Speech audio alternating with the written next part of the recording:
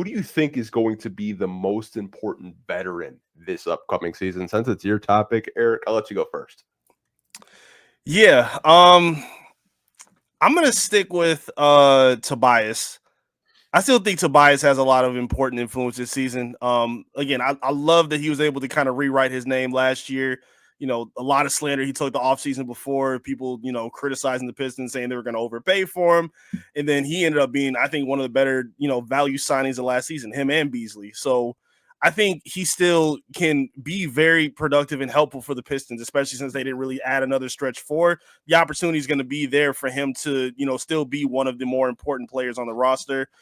We saw his game evolve a little bit as being a little less of just a spot up shooter alone. He posted up a whole lot more, towards the end of the season, was really comfortable getting looks, at the rim. And they found positions to post him against smaller opponents as well, which really worked out in his favor. So I still think looking at this front court, they don't really have a lot of consistent offense on their own.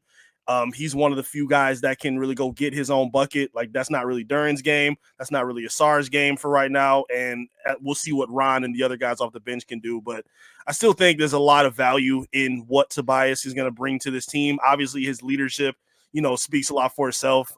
Even Cade really talked about it because, he's always looked at as, the face of the franchise and the voice that they lean on the most. But he said that a lot that he's leaned on a lot of his learning from Tobias in preparation of the playoffs, how to stay healthy, how to take care of his body. And I feel like a lot of that really translated to when the Pistons got into the postseason as well. So I'm really high on what Tobias can bring for this team. I don't think he'll be gone after this year. I think he'll find a way to stay around for a little bit longer just for the value that he's brought thus far. And I don't know. I just feel like he's probably going to be the most important vet that they have on the team this year. Yeah, I personally think, Tobias, he's the most consistent, like player on the team. He's the most reliable, as far as like knowing what you're getting each and every day as a person and as a player on the court. Like, he is, just really reliable. I think the most important veteran, as far as who's going to be, like one of the players is going to have to like perform in order for this Pistons team to like be what we think they can be, based off of how it's constructed and based off of what pressure is being put on them. I think it's Karis LeVert. I think like we just talked about how there's not a lot of, not a lot of depth in the guard position right now. They're making a bet that Karis LeVert can run that second unit offense and be, have significant minutes where he's handling the ball and being a facilitator. Like, on top of, a lot of the off the court things with what Malik Beasley brought with his vibes and leadership, which I think a guy like Duncan Robinson can really help with, like the leadership standpoint. A lot of guys really like him as well. I remember Cole Swider just, raving about him at Motor City Cruise Media Day last year.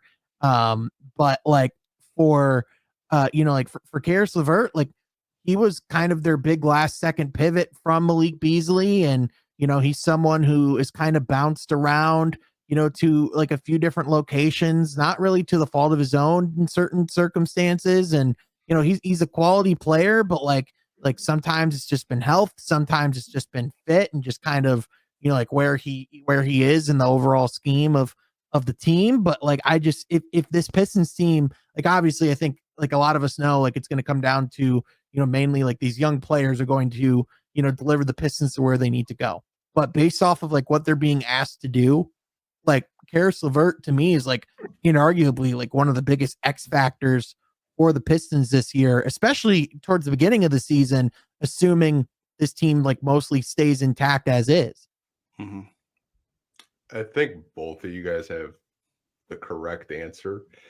But the Tobias thing, like if they don't address a backup four and he gets injured, you're like, ooh, that's rough. Yeah, that's really bad. Yeah, because like when he was on the bench towards the end of the year, you saw his impact on the glass, the rebounding. Like that team just did not know how to rebound without him out there. Yep. And just the veteran leadership that he brings that we don't get to see as fans in the locker room. I know you guys get to interview these players when you go down. Like me as a fan, I don't get to see like kind of the impact he has on the young players, shoot around practices, anything like that. But you just hear so many positive things about him as a human being and a player off the court with the young guys. And Sean, well, like what you said about Karis LeVert, I think is also correct because he is so versatile as a basketball player. He's much different than a Tim Hardaway Jr., the way that they plan on using him. And Trajan kind of touched on it this summer, that they could possibly see him have lead guard reps, kind of sharing the backup point guard responsibilities with Jaden Ivey. I think this is really huge for Karras because, one, he's already played for JB Bickerstaff. He's familiar with what's expected out of him. And two, it's the health thing. Because if he gets injured, then you're kind of like, shit. Like, what do we do now? Like, we still have Duncan. Is Chaz ready to, get rotational minutes? We don't know yet. We're gonna have to see how he looks in the preseason and have it if he has a good camp or not. But I mean, I feel like both of those guys are so important to this team if they really want to go far, not only in the Eastern Conference seeding, but in the playoffs. Like, you need healthy seasons from both of these guys. We know Tobias is pretty consistently healthy, but Karras has had his injury histories in the past, but as of late, he's been somewhat healthy. I'd like to assume that the Pistons medical staff did a pretty good job of keeping these guys right. And I think Tobias Harris is a big reason for that, because he's teaching everyone in the locker room, how to, rest your body on off days and stuff like that we hear from the rookies and the younger guys on this roster. But I think both of those answers are correct. I think Duncan is also going to be an important piece, not only for the fact that you got a motion shooter now that I think is going to be a very underrated player, but I mean, never really know. Like, he's not on a fully guaranteed deal. It's just guaranteed the first year. Like, who really knows? Like, if he doesn't play up to standard, I mean, the Pistons could possibly cut him in it maybe next year or the year after. It kind of depends. But I mean, I think all three of these vets, even Paul Reed, I think is an important piece as well. Like, if there's an injury at the backup center spot, I feel like he's a really big, important piece. And all these vets on this team, who knows? We might actually add two more vets with the final two roster spots as, backup point guard, backup power forward. Who knows what they're going to really address? I feel like Trajan's waiting for something. I just don't know what the hell it is. I feel like he's waiting to pounce. He seems like one of those GMs where he's just laying back and chilling. He's keeping an eye on everybody. Maybe he's waiting for someone to get cut from a training camp roster that he has his eyes on, or just wait to pounce last minute. Yeah. I mean, I think there's something to be said about, like, a lot of moves happen, like right before training camp, like even big ones. A lot of times this is just kind of the slow time of year. And there's also just something to be said, quite frankly, of each day you don't have someone on the roster is another day that you don't have to give them a paycheck at the moment.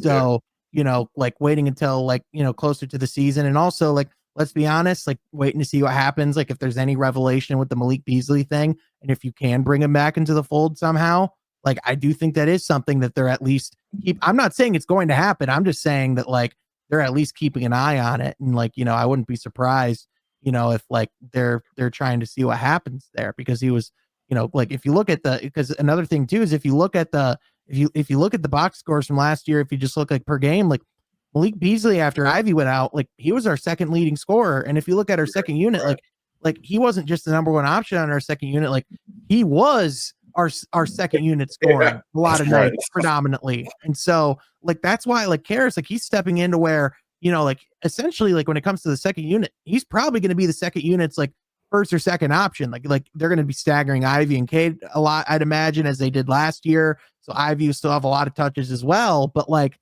like Karras is, like, big shoes that he's filling in that regard. But, like, one last thing I want to just say about Tobias, just to kind of speak on to, like the things that you don't necessarily see, like behind closed doors. Like, even though, like, we're not in the locker room, like, there's added context beyond just reading the quotes on Twitter. Like, whenever you're at, like a lot of times, whenever guys have been asked about Tobias Harris and what he means to them and to the team, I just remember Cade just going, like, pausing and just going, man, and, like, just, like, almost like getting emotional. But, like, you can just see tangibly the impact. Like, there's a power to even, like, obviously he goes on and gives this great quote and compliment about how great of a leader in that, but, like, there's something to be said about what they don't say and, like, what they convey physically. You can just see tangibly just the amount that they respect and revere and just look up to a guy like that. Like, you can just you can just see visually how much of an impact he's had on that team.